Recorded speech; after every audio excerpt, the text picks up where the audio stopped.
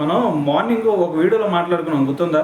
ధర్మవరంలో నూర్ అహ్మద్ అనే ఒక వ్యక్తి పాకిస్తాన్కి సపోర్ట్గా, అలాగే ఇండియా మీద ద్వేషపూరితమైన భావంతో ఉన్నాడు అని చెప్పేసి, దాని తర్వాత ఉగ్రవాద సంస్థలతో కూడా అతనికి కొన్ని పరిచయాలు ఉన్నాయని చెప్పేసి మరి మాట్లాడుకున్నాం కదా. సో అతను వచ్చేసరికి అక్కడ ఒక టీ హోటల్లో టీ కాస్తూ, సో ఈ విధంగా అయితే జీవనోపాధి కొనసాగిస్తూ ఉన్నాడు అనమాట. అయితే ఇప్పుడు అతన్ని అరెస్ట్ చేసిన తర్వాత తన ఇంట్లో తనిఖీలు చేస్తే, అది కూడా అతను ఫోన్ కనుక ఒకసారి చెక్ చేస్తే తను వాట్సాప్లో ఏకంగా 34 తీవ్రవాద సంస్థలతో మరి టచ్లో ఉన్నట్టయితే తెలిసిందనమాట. సో మరి ఇదంతా పరీక్షించిన తర్వాత మరి అతన్ని ప్రజెంట్ అయితే మరి అరెస్ట్ చేసి జైలుకి పంపించారనమాట.